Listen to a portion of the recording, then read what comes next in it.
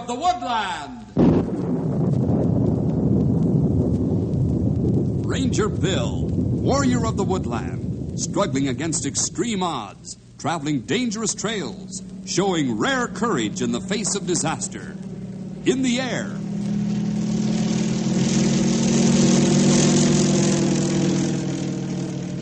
On horseback.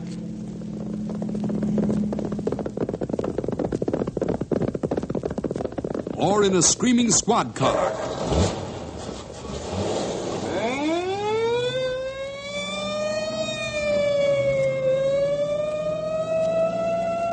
Ranger Bill, his mind alert, a ready smile, unswerving, loyal to his mission.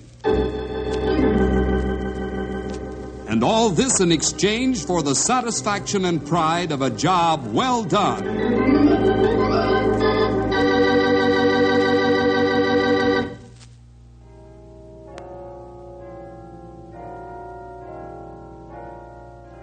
Morning, Mr. O'Rourke. Good morning to you, Billy. Going to Sunday school, huh? You listen to your teacher now. I will. I have to. Well, so did I when I was your age. Hello, Officer O'Rourke. Top of the morning to you, Sally. Aren't you coming to church today? No, not today, child. Patrick O'Rourke has the duty this Sunday. Good morning, Patrick. Good morning, Gretchen. And a fine morning it is. Yeah, 'tis a beautiful Sunday. Yes, and the chimes warm me old Irish heart. How your husband keeps playing so beautifully all these years is a mystery to me. How does Herman do it? It's an old profession, Patrick. I'm glad you liked him so well. Like him? I love him. It's a beautiful gift. That's what it is. A gift from the hand of the Lord. Yeah, 'tis, Patrick. Well, I must be going to the church now. If I'm late, Herman will never let me forget it. I say, has Herman got an apprentice in training to take his place just in case anything happens to him? He's been thinking about it, and I've been after him to get one. His rheumatism seems to be getting worse all the time. He'd better do that. It'd break me heart if the bells broke down. It sure would break me heart.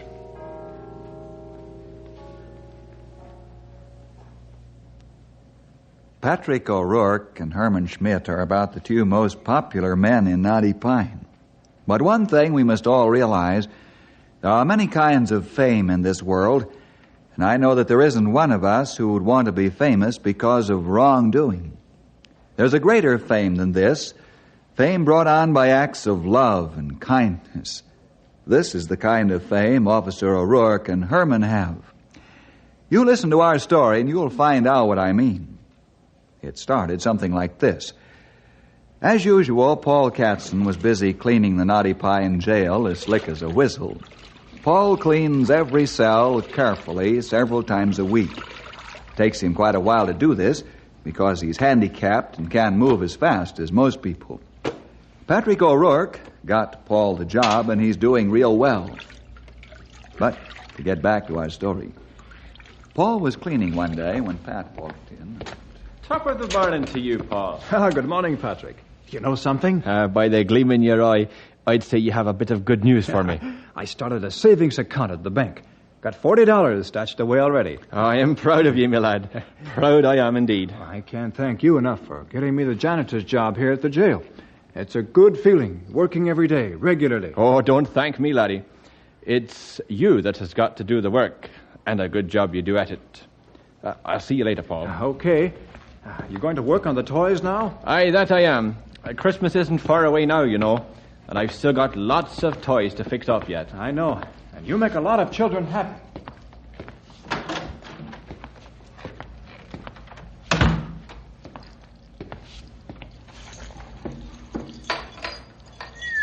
Now, there's a fine-looking drum if I ever seen one. Should make a little soldier happy enough.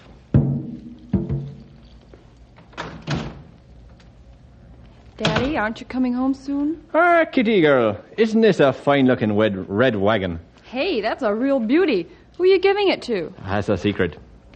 Say, Catherine O'Rourke, you're the spitting image of your mother, that you are. She worried about me too, you know, when I didn't come home from going off duty. I know she did. And it's because you need rest after walking your beat all night. Ah, but Kitty, darling, coming here to me toy shop relaxes me better than any medicine ever did. Don't they look fine now? All painted and mended and fit as a fiddle. Pretty soon we'll be carrying them off to the orphanage and the needy children for Christmas. I guess you win. You always do. When are you coming home to sleep? Oh, about an hour, Catherine. About an hour. Okay, I'll make you a hot meal. Now, don't forget how long an hour is. No, I won't forget. Oh, Daddy. Dad? What, Kitty? Where'd that pile of broken toys come from in the corner? They weren't there last week. Oh, they're for next year, Kitty girl. Already? You haven't even given this year's crop away yet. That's right, and you better let me get back to work, or I'll never get them done. They've got to be perfect.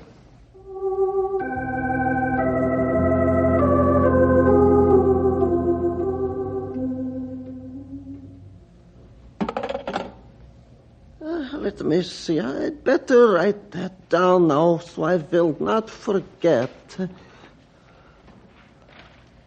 Every year your list of special music for the bells gets larger and larger, Herman. Oh, Gretchen, it does. But the music from the bells makes people happy. There is so much sadness in this world that we should try to bring a little joy. But I worry when you climb up the long, steeple stairs. It's not easy for you anymore. Yeah, I know, but I will manage all right. My arthritis seems to be much better lately. I thought it was because you move more freely than you did, but I worry about you when you climb to the bells. It must be very painful. Well, if it is, I never seem to feel it very much.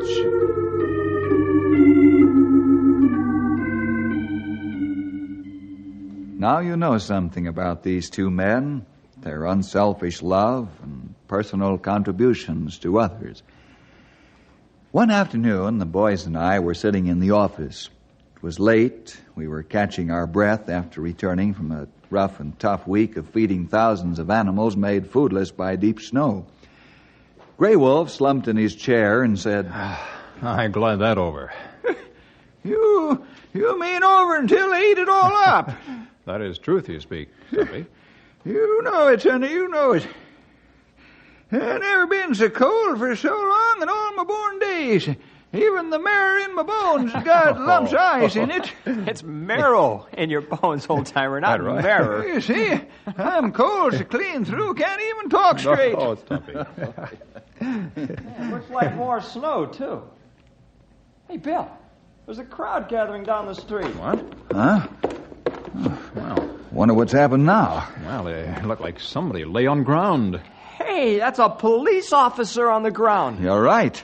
Come on, let's get down there on the double.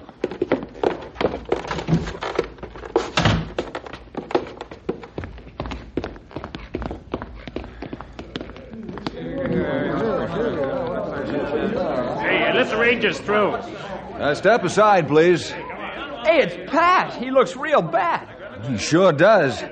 We better get an ambulance and a doctor right away. Right, I'll go back and call from the office. We already did, Bill. They're on their way. Yep, they sure are. I can see the flash here coming up the street. Ah, that good. Pretty soon we have poor fellow in hospital.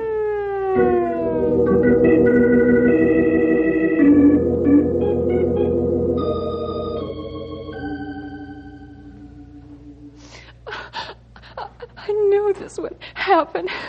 He overworks himself on those toys, those miserable toys, just to make a few children happy.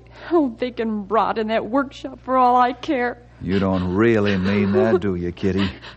Making the children and other people happy is Pat's hobby.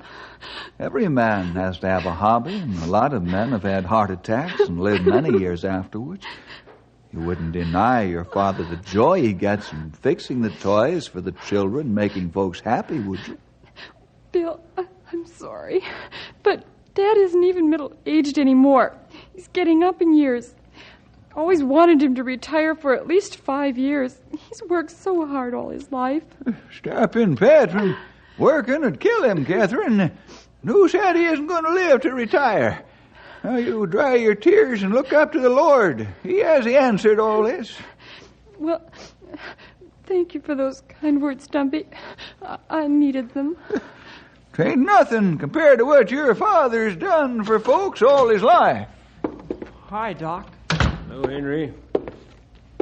How is my father, Dr. Jones? As good as can be expected. Come on, Doc. You can talk plainer than that. Oh, I know it sounds like a routine statement, but it isn't. He's resting fairly well and seems to be relaxed. That's all I can tell you for now because, well, I honestly don't know what'll happen. I've personally taken charge, and we'll stay with him until his condition changes, one way or the other. Oh, you're afraid he isn't going to recover, aren't you? No, Catherine. Let's not jump to conclusions. We're all going to have to use a little patience.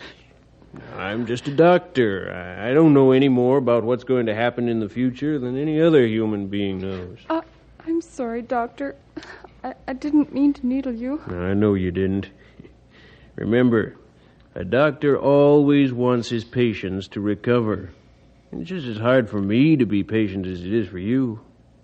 Why don't we all take a walk down the block and have a bite to eat? We'll feel better, and it'll help pass the time. It's a fine idea. But you better use the back door of the hospital. Why the back door? Well, the lobby is jammed full of people who come to see Pat. Oh, my goodness. I don't want to talk to all those people. Not now. Well, you gotta tell him something, Catherine. Come on, we'll help you.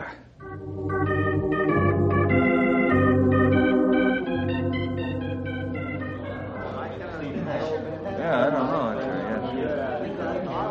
Hey, there's Kitty now with the Rangers. Quiet, please. Thank you. Kitty, tell them what you know about your father.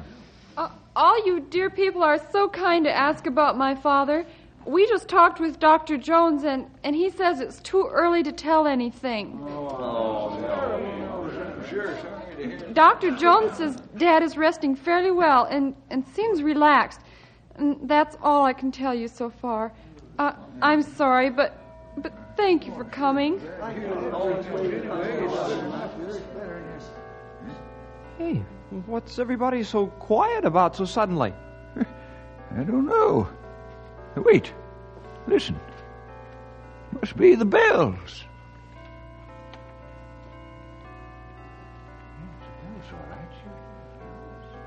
Now let's go outside and listen.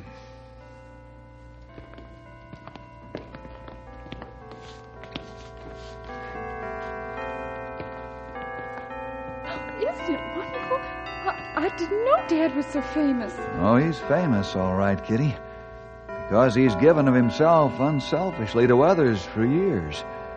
Your father has set an example and has become a real symbol of Christian love. He's never been too tired to help, too selfish to give, too weak to lend a hand.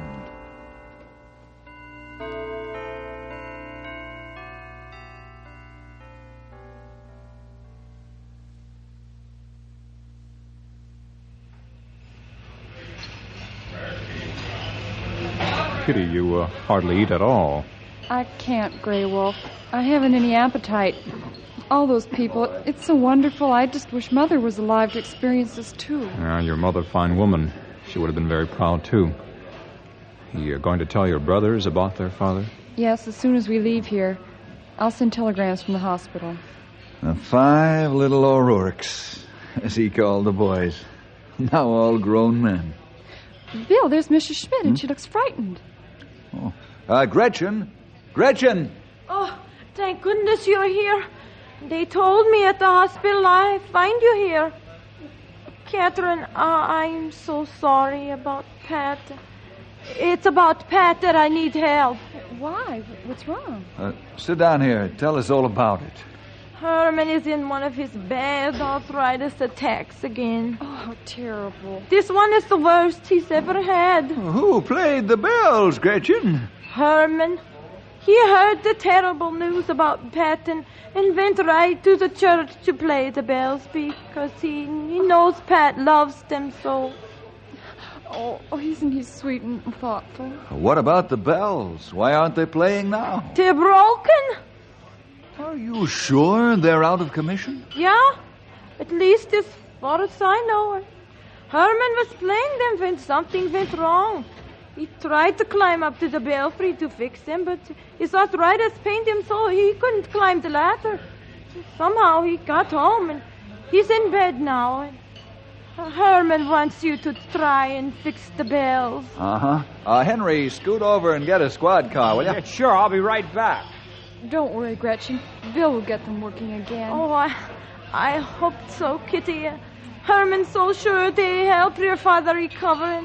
And now with Christmas so close on us, and Herman's promised so many folks he played the bells for them. Oh, don't you worry. We'll get things fixed up all right before you know it. I wish I could feel as you, Stumpy, but I can't somehow. Those bells are so complicated, and it's impossible for Herman to get to the tower. He can't even get out of bed without screaming. That's plenty bad, but we do all we can to help. Henry will be here with the car in 5 minutes. Stumpy, you and Henry go back to the hospital with Kitty and keep me informed of Pat's condition. You understand? Yep, we sure do. Gretchen, Grey Wolf and I'll go back to your home with you and see what we can do to get the bells working. Dr. Jones. Oh, Kitty, Gretchen, fellas. Well, how'd you sneak up on us, Doc? It wasn't hard the way you were so engrossed. Gretchen, I'll try to see Herman as soon as possible. Pat has taken a turn for the worse. Oh, no. Now, let's not go off the deep end, Catherine. I want you to come to the hospital right away. You know, Pat keeps asking for the bells to play. They seem to give him the will to fight, to live.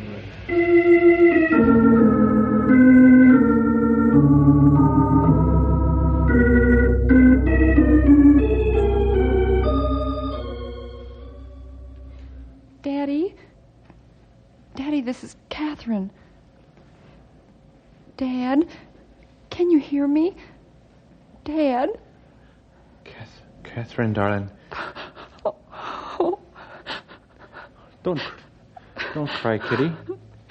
Where are the boys? I sent them telegrams and told them to come quickly. Yes, a good girl. They're not going to make it in time. No, you've got to fight, Dad. I don't seem to have the strength to fight. I'm tired, Kitty. What happened to the bells? They were so nice. The bells are broken and Herman can't move. It's too bad. They were so beautiful. Kitty, I'm tired. Would you pull the window shade down? Henry, get to the church and tell Bill he's got to get the bells fixed. They seem to be real important to Pat. Right away, Stumpy. Dad, why are the bells so important? They remind me of your mother. The toys, Dad. What about the toys and the children?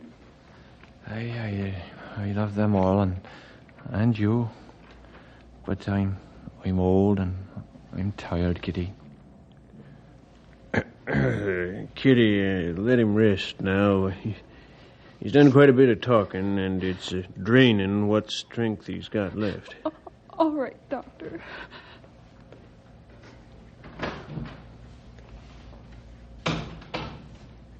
Stumpy, is Bill working on the bells? Yep, he's over at the church now. You know, strange as it seems, I believe those bells could save Pat's life. Maybe Dad would be better off with the Lord. Well, now, Catherine, it's not within our power to determine life or death. Our job is to do everything we can to save a life. Hey! Look out the window! Why, it's all the children from the orphanage. It's the boys' choir. Listen!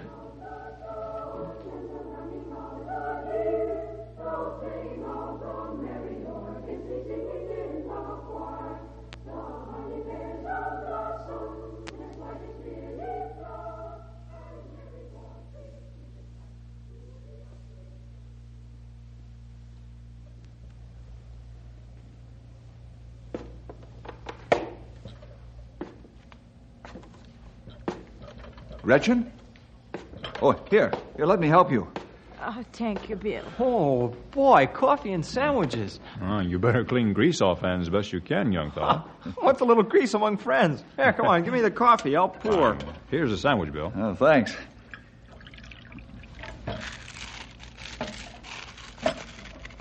Are you making any progress, Bill? None at all, I'm sorry to say. Well, I have to go back to the house because Herman might try to get out of bed if the phone rings. All right. Thank you for the trouble you went through to fix these sandwiches and coffee. Yes, Mrs. Smith. It sure tastes good. It was no trouble. You the ones who have the trouble. I have to run now. Boy, Bill. My muscles are sore from trying to get those gears to move. You're not only one, Henry. Oh, Bill, what do we do now? That, Mr. Grey Wolf, is a mighty tough question. You speak plenty truth. Well, we know the power is all right because there's juice flowing into the electric motors. Yeah, but beyond that, nothing. Nothing at all. That's just it.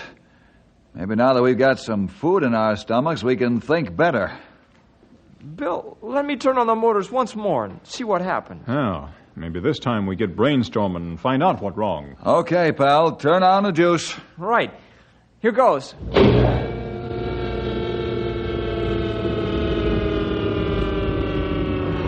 It's no use, fellas. Might as well admit it. Let's go down and talk to Herman. Boy, I never thought I'd see the day when we had to admit we're licked. Yeah, and this is the day, Henry. Yeah, we're licked, all right. Good and proper by a bunch of gear wheels and nuts and bolts. This machine can't tell us what's wrong, and we sure can't find out. Let's go talk to the one man, the only man that can talk this machine's language.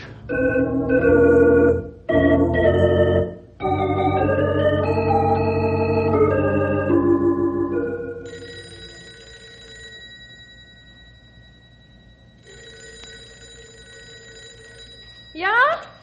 Yeah, hello. Just a minute. Bill? It's Stumpy. Grey Wolf, will you take it while Henry and I try to help Herman with this drawing? Oh, I do. Oh, what a disgusting thing, this arthritis. I cannot even hold a pencil. Patience, Herman, patience. Bill, I want to talk to you in private. Oh, sure, right away, Grey Wolf. If it is bad news, I want to hear it too. It is bad news, is it not, Grey Wolf? Yes. Pat is very low. Expect him to live only a few hours. Oh. Stop, you say, Kitty wants you to come to hospital at once. All right. We'll leave right away. Let's go, fellas.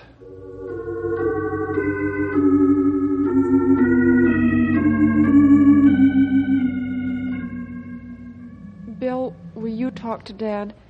Tell him you're trying to fix the bells. Maybe it'll help. Please? I'll be glad to if it's all right with Doc Jones. Oh, sure, go ahead. Kitty might have something in the idea. Pat, this is Bill. Can you hear me, Pat? You know those bells you like so well? Do not argue with me, Gretchen. I am going up into the tower, and that is all there is to it. Now, help me get my shoes on. Please, Herman, please don't try it. If you will not help me, I will do it myself. Oh, Gretchen. I know what you are trying to do, Herman, and I love you for it. But you've got to think of your... Think of what? Myself, and I might help Pat? Stop talking. What is the matter with you? Yeah, I will help you, Herman. Because you're doing what you think you should for an old friend. Wait, I get your hat and coat and help you with your shoes. Thank you, Gretchen. I'm sorry, Kitty. I guess there are no words left that can give him strength. Perhaps you're right. How long, Doctor? Not very long. He's sleeping fast. Children singing didn't seem to revive him much. He noticed it, that's about all. Now we'll just have to wait and pray and then accept God's will as best for all of us.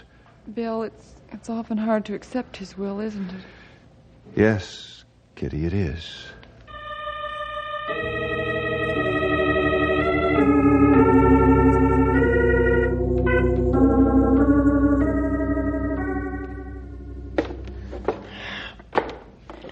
It's a long way. Gretchen, how much farther? Oh, halfway, Herman. Halfway.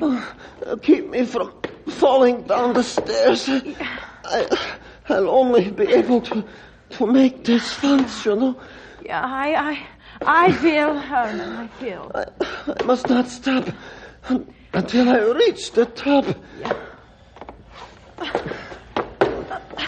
Oh, I made it, Gretchen.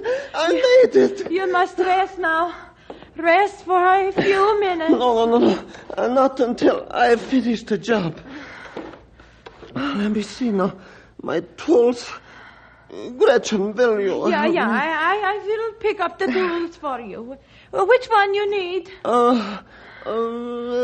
That's one. Here? No, next to it. This one here? Yeah. Now, help me around the machine. Careful, just slow. I think I know where the trouble is.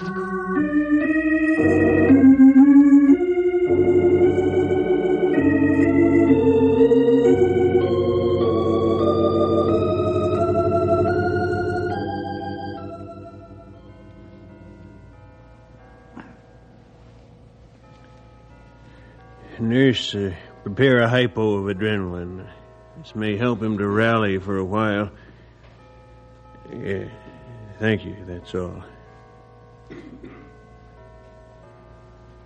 Listen, the bells. They're working again. I'll open the window.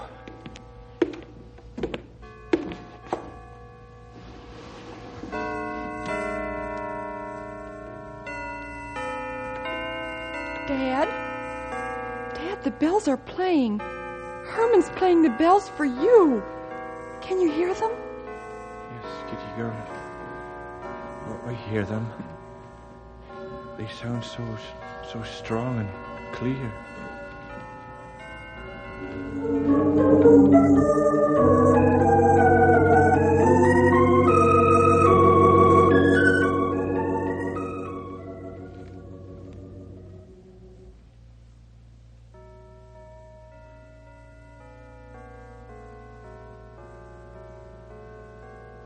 Well, here he is, Pat. We got him out of the tower and put him in a wheelchair and brought him over. Herman, you're a wonderful friend. I can't thank you enough for the agony you went through to fix the bells. Just seeing you smile is thanks enough. And hear the bells. Now I have an apprentice to help me when I don't feel so good. Huh? Oh, Herman, it's so wonderful to see you having help now. Daddy, we brought all the toys, Bill and the fellas and I, and there's a mob of people downstairs waiting to wish you a Merry Christmas. There is? Well, what are we waiting on? Let's go. You know, you're kind of a wonderful old flatfoot. And you know what, Catherine, darling? What, Dad? I'm not so old that I can't take you across my knee for calling me a flatfoot. Come on, and help me on with me robe and slippers.